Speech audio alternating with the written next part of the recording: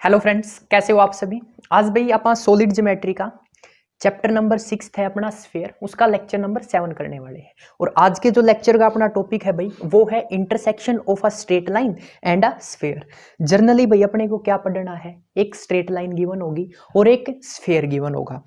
अब वो straight line sphere के ऊपर कहाँ पर इंटरसेक्ट करती है वो अपने को इस टॉपिक के अंदर क्या होगा, पढ़ना होगा। तो जनरली कंडीशंस क्या हो सकती है भाई, देखो ये अपने पास कोई स्फीयर है, ठीक है, ये अपने पास क्या है, कोई स्फीयर, एक लाइन गिवन होगी।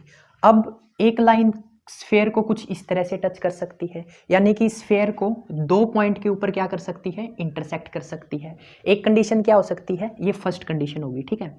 अब सेकंड कंडीशन क्या हो सकती है, जो स्ट्रेट लाइन है स्फीयर के ऊपर क्या हो, टेंजेंट का काम करे, ठीक है, किसका काम करे, टेंजेंट का काम करे। ये अपने पास दूसरी कंडीशन हो सकती है। और तीसरी कंडीशन क्या होगी, जो अपने पास लाइन है वो स्फीयर को कहीं पर भी इंटरसेक्ट ना करे। तो जनरली ये तीन कंडीशन होती है भाई इस टॉपिक के अंदर, और इन्हीं तीन कंडीशन के बारे में अपने को इस लेक्चर के अंदर पढ़ना है। तो टॉपिक है आज का, इक्वेशन लिख लेते हैं भाई। Intersection of a straight line and a sphere. अब यहां पर जो आर्टिकल दे रखा है वो है to find out the points of intersection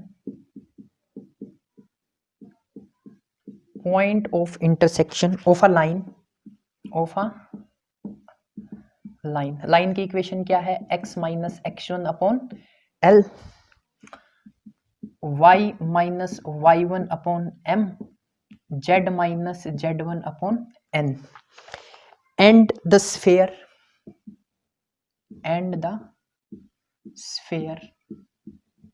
अब स्फीयर की इक्वेशन क्या दे रखी है भाई, X square plus Y square plus Z square is equal to A square.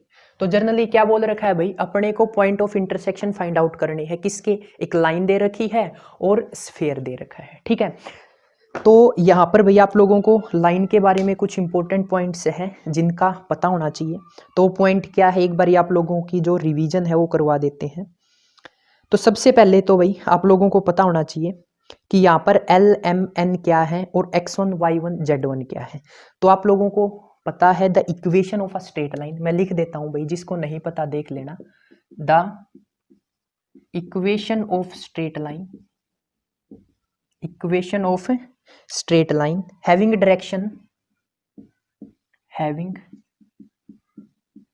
Direction cosines L M N and passing through a point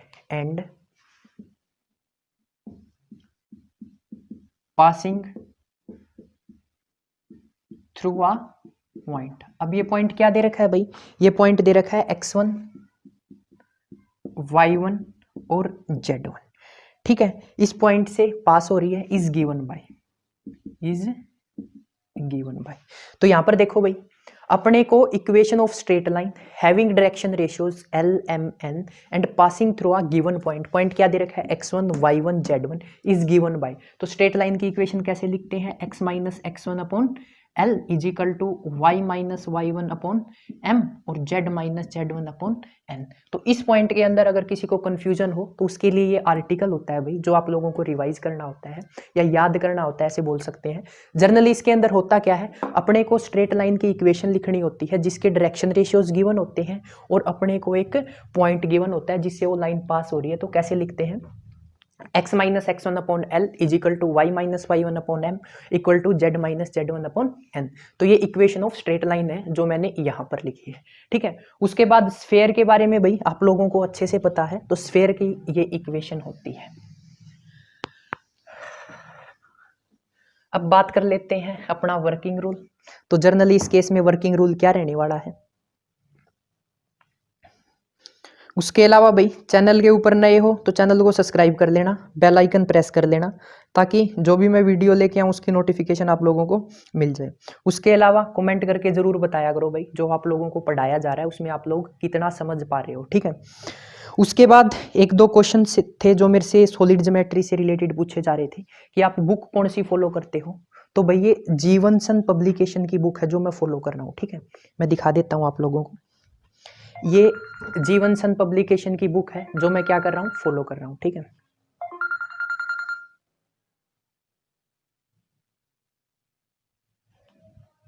ठीक है, ये जीवन सन पब्लिकेशन की बुक आप लोगों को दिखाई दे रही होगी, बाकी इसकी फोटो मैं साइड में भी दे दूंगा, ठीक है। ये बुक है जो मैं फॉलो कर रहा हूँ और इसी से आर्टिकल आप लोगों को करवाए जा रहे हैं।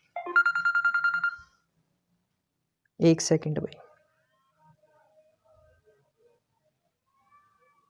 ठीक है। अब बात कर लेते हैं आप वर्किंग रूल के बारे में।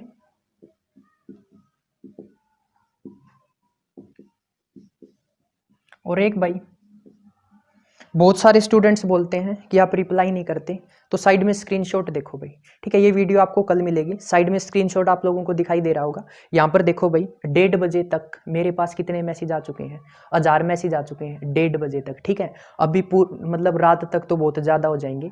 अगर मैं सभी के रिप्लाई करने लगूँ ना भाई, तो आई थिंक इतना जो टाइम है वो मेरा बहुत ज़्यादा चला जाएगा, ठीक है। तो इसीलिए जो आप लोगों के रिप्लाई है वो मैं नहीं कर पाता, बाकी जितने पॉसिबल होते हैं वो आप लोगों के रिप्लाई किए जाते हैं, ठीक है। तो इसको भी आप लोग समझो थोड़ा बहुत। तो सबसे पहले भाई इसका वर्किंग रूल देख लेते हैं। Step number first, step number first में भाई आप लोगों को क्या है, जो गिवन है वो लिखना है। सबसे पहले क्या गिवन है, given equation of sphere, given equation of sphere. क्या इक्वेशन दे रखी है भाई, इक्वेशन दे रखी है x square Y square plus Z square is equal to A square. इसको मार्क कर देना है भाई फर्स्ट। उसके बाद आगे क्या दे रखा है, given equation of line, given equation of line. Line की इक्वेशन क्या दे रखी है, x minus x1 upon L, y minus y1 upon m और z minus z1 upon n। ये अपने को सेकंड इक्वेशन दे रखी है, ठीक है।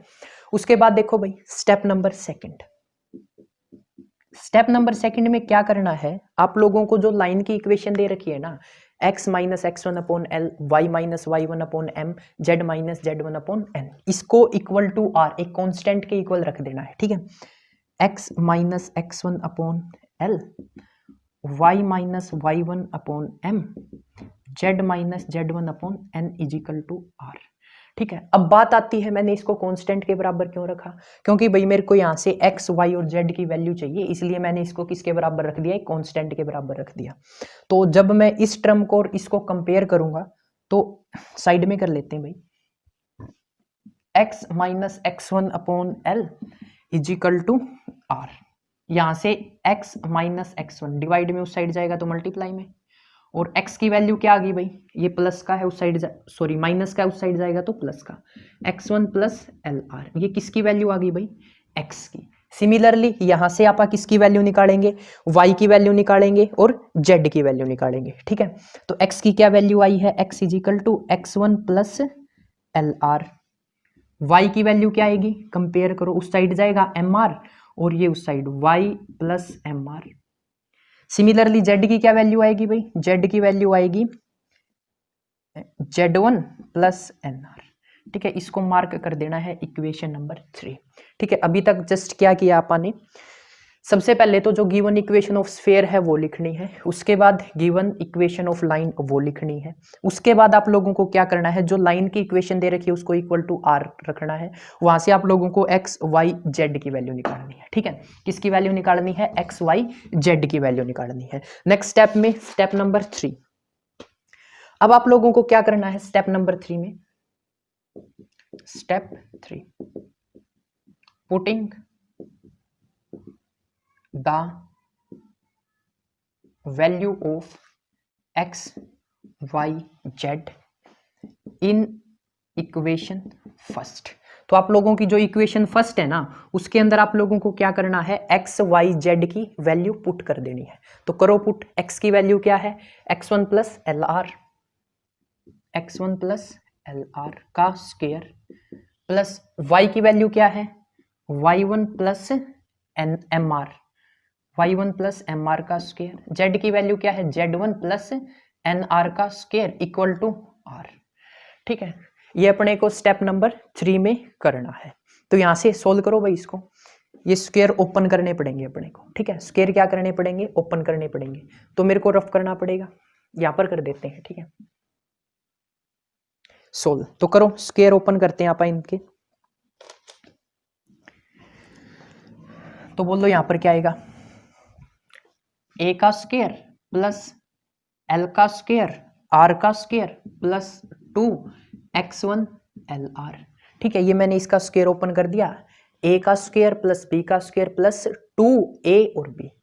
सिमिलरली नेक्स्ट टर्म का स्क्वायर ओपन करने वाले हैं, ए का square plus m square R square m square R square plus 2y1 mr, ठीक है। ये अपन इस सेकेंड टर्म का स्क्वायर ओपन कर दिया, फिर प्लस का साइन। अब इसका ओपन करेंगे, z1 प्लस z1 का square plus n square R square plus 2z1 nr, ठीक है। ये अपन ने क्या किया, थर्ड टर्म का स्क्वायर ओपन कर दिया, equal to r, equal to r। अब यहां से क्या करो भाई, जितने भी आर स्क्वायर की टर्म है उनको क्या कर लो, कंबाइन कर लो। एक आर स्क्वायर की टर्म ये रही, एक आर स्क्वायर की टर्म ये रही, और एक आर स्क्वायर की टर्म ये रही। सभी में से आर स्क्वायर कॉमन लो। अगर मैं आर स्क्वायर कॉमन लेता हूं सभी में से, तो क्या बचेगा, यहाँ पर एल का स्क्वायर, यहाँ पर एम का स्क्वायर और यहाँ पर एन का स्क्वायर। तो अपने पास ये टर्म बचेगी, ठीक है। फिर क्या करो, जहां पर आर की टर्म है वहां से आर कॉमन ले लो। अगर यहां से आर कॉमन लेते हैं प्लस आर, आर कॉमन लेंगे तो क्या बचेगा भाई, 2x1, क्या बचेगा 2x1, 2x1, यहां पर क्या बचेगा 2y1, और यहां पर क्या बचेगा 2z1, ठीक है। प्लस उसके बाद कांस्टेंट टर्म बच गई, कौन सी, ये वाली, x1 y1 का स्क्वायर z1 का स्क्वायर, और एक ये r है, r को इस साइड लेके आएंगे, माइनस r इक्वल टू 0। तो कांस्टेंट टर्म को साथ लिखो, x1 का स्क्वायर प्लस y1 का स्क्वायर प्लस z1 का square minus r equal to 0, ठीक है। ये अपने पास क्या आ गई, इक्वेशन आ गई, किसकी, आर स्क्वायर की। तो एक बात ध्यान से देखो भाई, यहाँ पर क्या है आर स्क्वायर, यहाँ पर क्या है आर, और ये क्या आ गई कांस्टेंट टर्म। तो एक बात बताओ भाई, जो अपने पास ये इक्वेशन आई है ये क्या है, क्वाड्रेटिक इक्वेशन इन आर।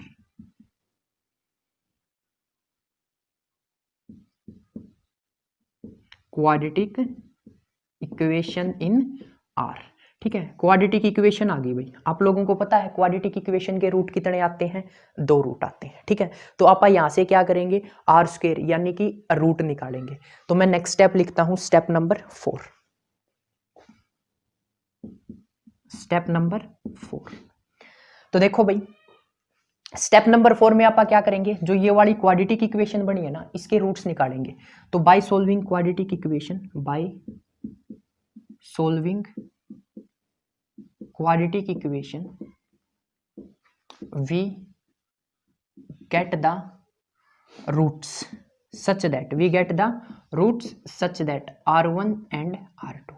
अपने पास भाई 2 रूट आ जाएंगे। 2 रूट क्यों आएंगे, क्योंकि ये क्वाड्रेटिक इक्वेशन है। तो क्वाड्रेटिक इक्वेशन है तो क्या आ जाएंगे, 2 रूट, ठीक है। यहां से कंडीशन बनती है भाई जो आप लोगों को याद रखनी होगी। मैं इस साइड को रफ करने वाला हूं, उससे पहले रिवीजन कर लेते हैं। स्टेप नंबर फर्स्ट में आप लोगों को क्या करना है, जो इक्वेशन ऑफ स्फीयर है वो लिखनी है, गिवन इक्वेशन ऑफ लाइन है वो लिखनी है, ये स्टेप नंबर 1 है। स्टेप नंबर सेकंड में क्या करना है, जो इक्वेशन ऑफ लाइन है उसको इक्वल टू आर पुट कर देना है। यहां से आप लोगों को एक्स वाई जेड की वैल्यू निकालनी है। एक्स वाई जेड की वैल्यू निकालने के बाद इसको नाम देना equation number 3 sorry. Step number 3 में क्या करना है, एक्स वाई जेड की जो वैल्यू है वो कहां पुट कर देनी है भाई, इक्वेशन नंबर फर्स्ट में। उसके बाद इसको आप सोल्व करेंगे। सोल्व करने के बाद ये क्या होगी, आर स्क्वायर में क्वाड्रेटिक इक्वेशन बन जाएगी। क्वाड्रेटिक इक्वेशन को सोल्व करेंगे तो अपने पास 2 रूट आ जाएंगे, ठीक है। ये 4 स्टेप है। अब 2 रूट आएंगे भाई, यहां पर कंडीशन बनेगी। क्या कंडीशन बनेगी पहली कंडीशन भाई, इसकी पीडीएफ चाहिए तो डिस्क्रिप्शन में आप लोगों को लिंक प्रोवाइड कर दिया गया है, तो वहां से आप लोग इसकी पीडीएफ भी क्या कर सकते हो, डाउनलोड कर सकते हो। तो देखो भाई कंडीशन क्या बनेगी, पहली इसी की पॉइंट है भाई। स्टेप नंबर 4 के 3 पॉइंट होंगे, 3 कंडीशन होगी, ए बी और सी, इसी में लिख लेना, ठीक है। फर्स्ट कंडीशन क्या है, if roots are if roots are real and distinct, real and distinct, तो उस केस में क्या होगा भाई, ये अपने पास स्फीयर है, क्या है स्फीयर, और एक ये लाइन है। अगर अपने पास जो ये रूट है क्या आ जाते हैं रियल एंड डिस्टिंक्ट, तो जो ये लाइन है स्फीयर को दो पॉइंट्स पे क्या करेगी, इंटरसेक्ट करेगी। If roots are real and distinct then the line intersect sphere at 2 points, at 2 points. ठीक है, कहां पर इंटरसेक्ट करेगी, 2 पॉइंट के ऊपर। पहली कंडीशन क्या है, अगर ये दोनों रूट आपने R1 और R2 फाइंड किए, ये रियल और डिस्टिंक्ट आ जाए, तो आप कह सकते हैं भाई जो लाइन है स्फीयर को 2 पॉइंट पे इंटरसेक्ट करेगी। Second condition, if roots are real and equal, if roots are real and equal, तो यहां पर कंडीशन क्या होगी भाई, R1 इक्वल टू R2। अगर अपने पास रूट्स क्या आ जाए, इक्वल आ जाए, then the line is tangent to the sphere, then the line is tangent to the sphere. Tangent मतलब ये स्फीयर है, इसको एक पॉइंट के ऊपर क्या करेगी, इंटरसेक्ट करेगी। ठीक है, एक पॉइंट के ऊपर क्या करेगी, इंटरसेक्ट। यार बन नहीं रहा, मैं बनाता हूं दोबारा, देखो एक सेकेंड। ये एक लाइन है, हाँ बन गया भाई, ये एक पॉइंट है। तो अगर अपने पास रूट रियल और इक्वल आ जाए, तो जो ये लाइन है ना स्फीयर को एक पॉइंट के ऊपर क्या करेगी, इंटरसेक्ट करेगी। थर्ड कंडीशन क्या होगी भाई, ये तीनों कंडीशन मैंने आप लोगों को स्टार्टिंग में ही बताई थी। If roots are imaginary, if roots are imaginary, अगर अपने पास रूट्स क्या हो, इमेजिनरी हो, then the line will not intersect the sphere, intersect the sphere anywhere, intersect the sphere, तो स्फीयर को इंटरसेक्ट नहीं करेगी। तो ये तीसरी कंडीशन आ गई भाई अपने पास। तो लाइन कहां से पास हो जाएगी, यहां से पास हो जाएगी, यहां से, यहां से, यहां से, कहीं से भी पास हो सकती है, बट कंडीशन इज दैट कि line will not intersect the sphere. तो these are the 3 condition which you have to remember. तो पहली कंडीशन क्या आती है भाई अपने पास, अगर अपने पास जो रिवीजन करें तो स्टार्टिंग में first step, given equation of sphere, given equation of circle, ठीक sorry, given equation of sphere, given equation of line, दोनों लिखनी है। उसके बाद वहां से क्या करना है, गिवन इक्वेशन ऑफ लाइन को इक्वल टू आर पुट करना है, वहां से एक्स वाई जेड की वैल्यू आ जाएगी। ठीक है, उसके बाद क्या करना है आप लोगों को, एक्स वाई जेड की वैल्यू इक्वेशन नंबर फर्स्ट में पुट करनी है। फर्स्ट में पुट करने के बाद आपको क्या करना है, उसको सोल्व करना है। सोल्व करने के बाद क्या होगा, आर स्क्वायर में क्वाड्रेटिक इक्वेशन बन जाएगी। अब क्वाड्रेटिक इक्वेशन आप लोगों को सोल्व करनी आती है, क्वाड्रेटिक इक्वेशन को सोल्व करते हैं तो अपने पास क्या होगा, 2 रूट आएंगे भाई। 2 रूट आएंगे तो वहां पर कंडीशन एग्जिस्ट करेगी क्या, if roots are real and distinct then the line intersect sphere at 2 point. If roots are real and equal then line is tangent to the sphere. If roots are imaginary then line will not intersect the sphere. तो ये 3 condition होती है भाई। ठीक है, ये एक line होगी भाई, ठीक है, कहीं से भी करेगी बट स्फीयर को क्या नहीं करेगी, इंटरसेक्ट नहीं करेगी। तो अब एक काम करो, वीडियो को पॉज करो, अभी तक जो मैंने 5 स्टेप बताए आप लोगों को उनको रिवाइज कर लो। ठीक है, इसके बाद एक स्टेप और है, वो और मैं लिखवा देता हूं आप लोगों को, इसको रफ कर रहा हूं भाई। अब एक स्टेप क्या रह गया, तो अपने पास भाई स्टेप नंबर 5 लिख देते हैं, 5 ही होगा, 4 ये 5 है। अपने पास भाई R1 एंड R2 की वैल्यू आ चुकी है भाई, कहां से, यहां से क्वाड्रेटिक इक्वेशन को सोल्व किया। अब आप लोगों को क्या करना है, put R1 and R2 in equation 3, we get the intersection point, we get the intersection point. ठीक है, आप लोगों को क्या करना है भाई, R1 और R2 की वैल्यू कहां पुट करनी है, X, Y और Z के अंदर। वहां से क्या होगा, अगर स्फीयर को 2 जगह पे टच कर रही है लाइन तो 2 पॉइंट आ जाएंगे, एक जगह पे टच कर रही है तो 1 पॉइंट आ जाएगा, अगर टच ही नहीं कर रही तो पॉइंट आएगा ही नहीं, इमेजिनरी लाइन होगी। ठीक है, तो ये बेसिक रूल है, वर्किंग रूल, जो आप लोगों को क्या करना है, याद करना है। ठीक है, इसके ऊपर एक क्वेश्चन कर लेते हैं, क्वेश्चन करने के बाद आप लोगों को जो चीजें हैं वो आसानी से समझ में आ जाएगी। उससे पहले वीडियो को पॉज करो, जो भी स्टेप बताए हैं मैंने उनको रिवाइज कर लो, क्योंकि मैं सेम टू सेम स्टेप यहाँ पर क्वेश्चन के अंदर यूज करने वाला हूँ, ठीक है। और क्या करना है, साथ साथ बोलना है, ताकि जो भी स्टेप्स हैं वो आप लोगों को इस वीडियो के अंदर ही क्या हो जाए, याद हो जाए। तो क्वेश्चन देख लेते हैं। Question is that find the coordinates, find the coordinate. मैं क्वेश्चन देख लेता हूँ भाई, एक सेकेंड।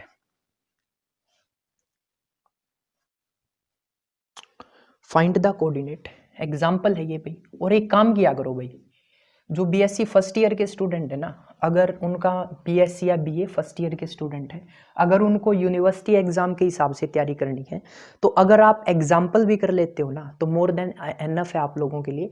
95% आप लोगों का जो पेपर है वो अटेम्प्ट हो जाता है, ठीक है। ज़्यादा एक्सरसाइज पे ध्यान मत दो, सिर्फ एग्जाम्पल करो और उनकी बार बार प्रैक्टिस करो। उससे क्या होगा, आप लोगों को जो एग्जाम्पल्स हैं वो याद हो जाएंगे और पेपर के अंदर आप लोगों को दिक्कत नहीं आएगी, ठीक है। अगर आप लोगों को आगे कंपटीशन वगैरह की तैयारी नहीं करनी है, जैसे आईआईटी जेईई वगैरह हो गया, तो आप लोगों के लिए एग्जाम्पल सफिशिएंट है।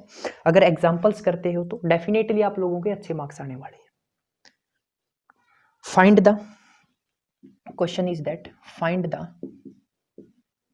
coordinate, find the coordinates of the point which passes through, which passes,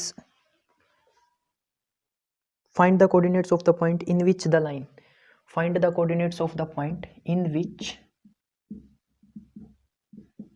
the line की इक्वेशन दे रखी है भाई, x plus 2/4, x plus 2/4 equal to y plus 9/3 equal to z minus 8 minus 5 meets the sphere, meets the sphere, meets the sphere x square plus y square plus z square equal to 49।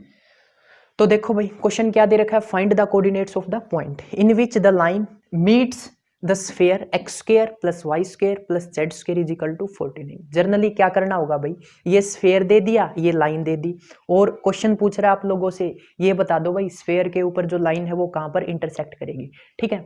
तो solution देख लेते हैं। Solution करने से पहले जो मैंने step बता रखे हैं भाई उनको रिवाइज कर लेना, ताकि जो आप लोग इस क्वेश्चन को अच्छी तरह से कर सको। तो सबसे पहले स्टेप नंबर फर्स्ट बोलता है भाई गिवन इक्वेशन ऑफ स्फीयर लिखो, given equation of sphere. Sphere की क्या इक्वेशन दे रखी है, स्फीयर की इक्वेशन दे रखी है x square plus Y square plus Z square is equal to 49, ठीक है। X square plus Y square plus Z square is equal to 49, इसको मार्क कर दो इक्वेशन नंबर फर्स्ट। उसके बाद गिवन इक्वेशन ऑफ लाइन, तो लाइन की equation क्या है, लाइन की इक्वेशन है x minus x1 upon L, y minus y1 upon m, z minus z1 upon n, ठीक है। पेपर में कैसे लिखना है वो तरीका भी यही है, सेम टू सेम यही तरीका आप लोगों को फॉलो करके आना होता है। उसके बाद स्टेप नंबर सेकंड क्या बोलता है भाई, स्टेप नंबर सेकंड बोलता है कि इक्वेशन ऑफ लाइन को इक्वल टू आर पुट करो, तो करो put x minus x1 upon L, y minus y1 upon m and z minus z1 upon n is equal to r, ठीक है। अब देखो ये तो अपने पास जर्नल इक्वेशन होती है, बट यहां पर लाइन की इक्वेशन क्या दे रखी है, मैं यही लिख देता हूं x plus 2/4 y plus 9/3 z minus 8/-5, ठीक है। यहां पर भी यही लिख लेते हैं x प्लस 2/4 y प्लस 9/3 और यहां पर है z माइनस 8/-5, ठीक है। यहां से आप लोगों को क्या करना है, x y z की वैल्यू फाइंड आउट करनी है, तो करो x की वैल्यू क्या आएगी, x plus 2/4 is equal to r, तो x की वैल्यू क्या आ जाएगी भाई 4r माइनस 2, ठीक है, 4r माइनस 2, ठीक है। मैं डायरेक्ट कर रहा हूं x is equal to 4r -2। y क्या होगा भाई 3r -9 और z क्या होगा, z होगा भाई अपने पास -5r + 8। तो इसको क्या लिखें, कुछ भी लिख लो, 8 - 5r लिख सकते हैं, ठीक है, आगे पीछे कर दिया मैंने, 8 - 5r, ठीक है। ऐसे सोल्व करोगे तो भी दिक्कत नहीं आएगी। तो ये अपना स्टेप नंबर 2 कंप्लीट हो गया। स्टेप नंबर 3 में क्या करना है भाई, स्टेप नंबर 3 बोलता है एक्स वाई जेड की जो आप लोगों ने वैल्यू फाइंड आउट करी है वो पुट कर दो, कहां पर, इक्वेशन नंबर 1 में। तो putting the value of x y, ये लाइन लिखने वाला नहीं हूं भाई, आप लिख लेना, putting the value of x Y Z in equation 1 we have, क्या होगा 4r - 2 का स्क्वायर, 4r - 2 का स्क्वायर प्लस y का स्क्वायर करते हैं 3r - 9 का स्क्वायर और प्लस 8 - 5r का स्क्वायर -49 = 0। ठीक है, अब इसको ओपन करो। ओपन कैसे करेंगे भाई, a का स्क्वायर प्लस b का स्क्वायर -2ab, ये आइडेंटिटी तो पता होगी भाई, a - b का होल स्क्वायर क्या होता है, a का स्क्वायर प्लस b का स्क्वायर -2ab। ठीक है, करो आइडेंटिटी ओपन। तो ये ओपन करेंगे तो 16r² प्लस 4 माइनस का 8 16r। ठीक है, इसको मैंने क्या किया, ओपन कर दिया इसको, a का स्क्वायर प्लस b का स्क्वायर -2ab। अब नेक्स्ट को ओपन करते हैं, 9r² प्लस का 81 माइनस 18 27 और 27 दूनी 56, यानी कि 9 3 जा 27 और 27 × 2 यानी कि 2ab करना होता है, तो दोनों की मल्टीप्लाई 2ab और ये क्या हो जाएगा 54r। उसके बाद माइनस, इसको ओपन करो भाई, a का स्क्वायर 64, b का स्क्वायर करेंगे तो -25r², सॉरी ये प्लस होगा, प्लस 25r² माइनस का 8 5 जा 40 और 40 × 2 80r और यहाँ पर क्या है माइनस का 49 = 0। तो ये आपने ओपन कर लिया इसको। ठीक है, अब नेक्स्ट स्टेप क्या बोलता है, r² वाली टर्म को इकट्ठा करो और जो यहाँ पर अपने पास क्या है r की टर्म है उनको इकट्ठा करो। तो r² वाली टर्म ये होगी, ये होगी और यहाँ से क्या आ गया, ये होगी। तो ये देखो r² मैंने कॉमन ले लिया सब में से, तो यहाँ पर 16 16 प्लस 9 प्लस 25, 16 9 25 25 25 50। तो यहाँ पर क्या हो जाएगा भाई 50r²। क्या हो जाएगा 50r², मैं बड़ा लिख लेता हूँ थोड़ा,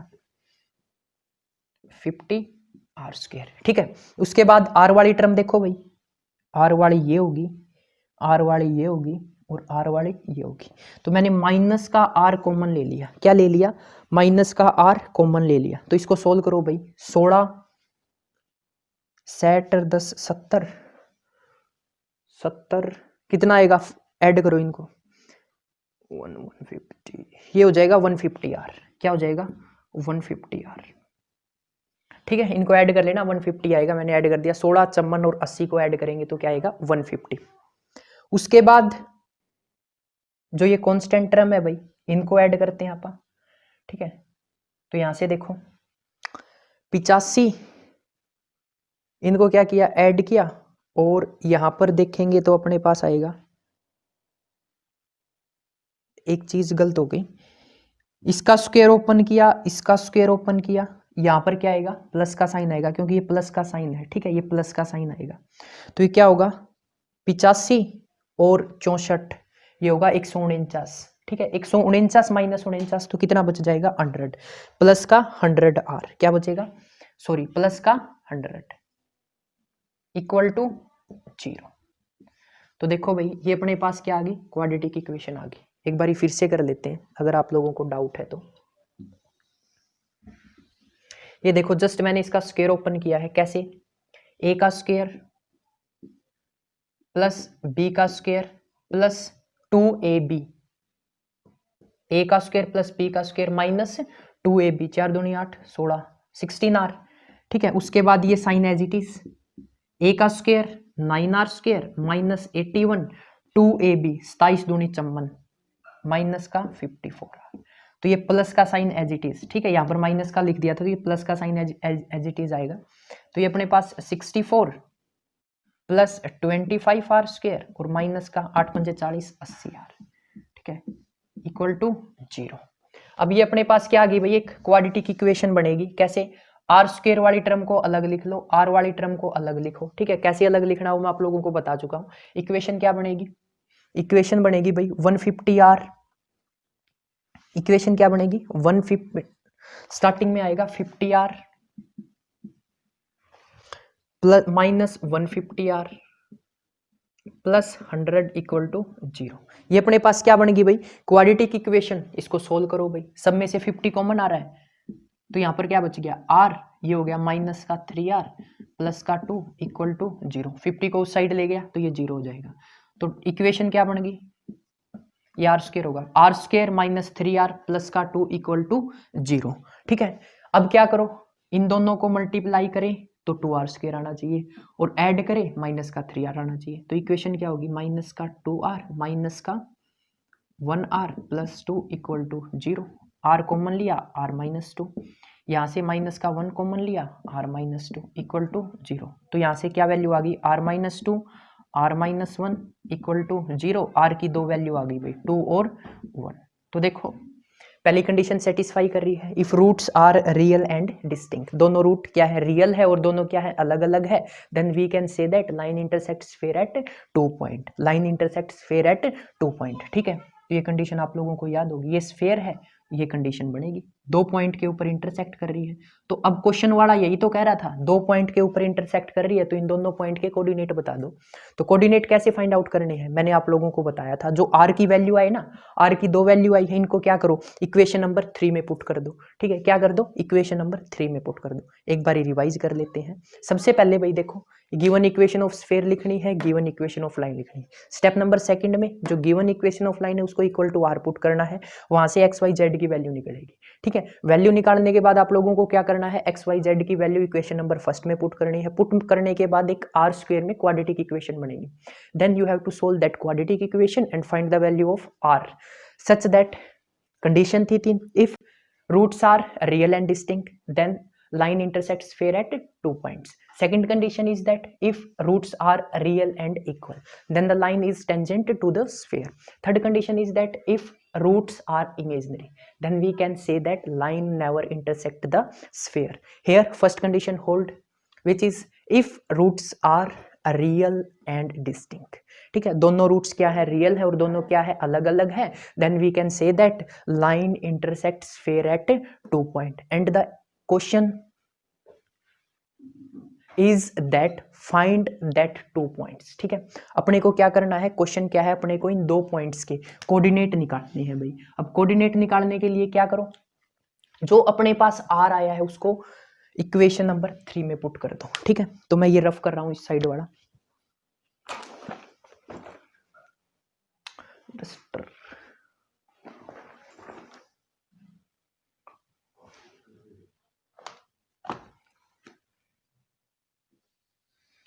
ठीक है। ये स्टेप नंबर 5 है भाई, यहां पर कर रहा हूं मैं स्टेप नंबर 5।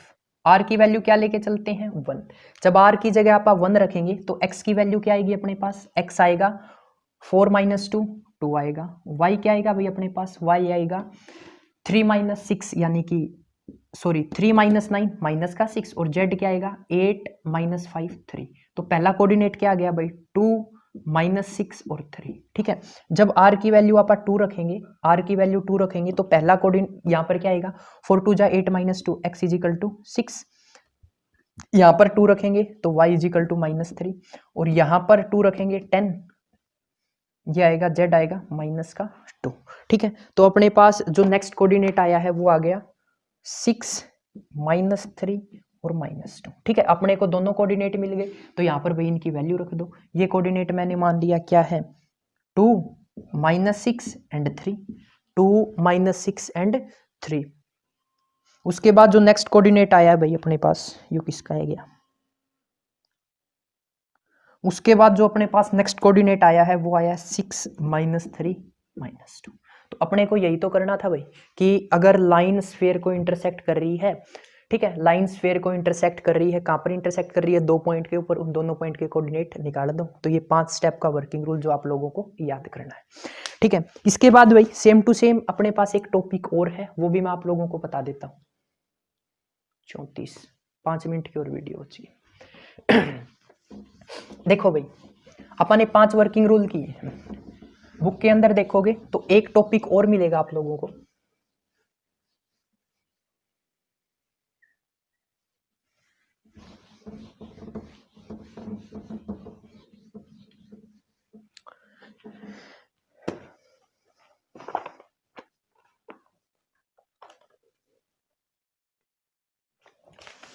एक टॉपिक दे रखा है भाई नेक्स्ट, डायामेट्रल प्लेन।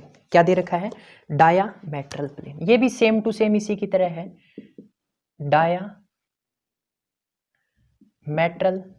प्लेन। ठीक है, 2 मिनट सुन दो बस, कुछ नहीं है इसके अंदर, just same to same working rule है। तो अभी तक जो आपने को स्फेयर की इक्वेशन मिल रही थी ना, वो क्या मिल रही थी? X square plus Y square plus Z square is equal to A square. इस टॉपिक के अंदर क्या होगा भाई, फर्स्ट स्टेप के अंदर जो आप लोगों को गिवन इक्वेशन ऑफ स्फेयर होगी ना, गिवन इक्वेशन ऑफ स्फेयर, वो क्या होगी भाई? वो होगी x square plus Y square plus Z square, यानी कि जो जर्नल इक्वेशन ऑफ स्फेयर होती है ना, वो गिवन होगी अपने को 2wz plus D equal to 0।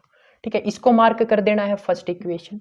उसके बाद given equation of line, line की क्या इक्वेशन होगी? x minus x1 upon L, y minus y1 upon m and z minus z1 upon n। ठीक है, इसको मार्क कर देना है सेकंड। उसके बाद नेक्स्ट स्टेप अपना सेम टू सेम रहने वाला है कि क्या करो, लाइन की इक्वेशन को इक्वल टू आर पुट कर दो। ठीक है, इक्वल टू आर पुट कर दो। आर के इक्वल पुट करेंगे तो क्या होगा? z minus z1 upon n equal to r. यहां से क्या करो भाई, एक्स वाई जेड की वैल्यू निकालो। एक्स वाई जेड की वैल्यू निकाल के इक्वेशन नंबर फर्स्ट में पुट कर दो। ठीक है, इक्वेशन नंबर फर्स्ट में पुट करोगे तो आर स्क्वायर में क्वाड्रेटिक इक्वेशन बनेगी। वहां से क्या करो, आर स्क्वायर के जो रूट निकाल, आर स्क्वायर की वैल्यू निकालो। वैल्यू निकालने के बाद तीन कंडीशन क्या थी? अगर अपने पास जो रूट्स हैं वो रियल एंड डिस्टिंक्ट आ जाते हैं, क्या जाते हैं? If roots are real and distinct then we can say that line intersects sphere at 2 point. Second condition क्या थी? If roots are real and equal then we can say that line intersects sphere at 1 point and that point is called the line is tangent to the sphere। उसके बाद third point क्या था? if roots are imaginary then we can say that line never intersect the sphere, वो condition. उसके बाद step number 5 में क्या करना है, जो r की अपने पास वैल्यू आई है वो वैल्यू यहाँ पर रख देनी। ठीक है, यहाँ से x y z की यानी कि आपको पॉइंट्स मिल जाएंगे जहां पर वो लाइन स्फेयर को इंटरसेक्ट करेगी। तो आई थिंक भाई आप लोगों को इस टॉपिक के अंदर कोई दिक्कत नहीं आएगी। फिर भी अगर कोई दिक्कत आती है तो इंस्टाग्राम पे वही मैसेज कर लेना, मैं आप लोगों को जल्द से जल्द रिप्लाई करने की ट्राई करूंगा। Thanks for watching creative study.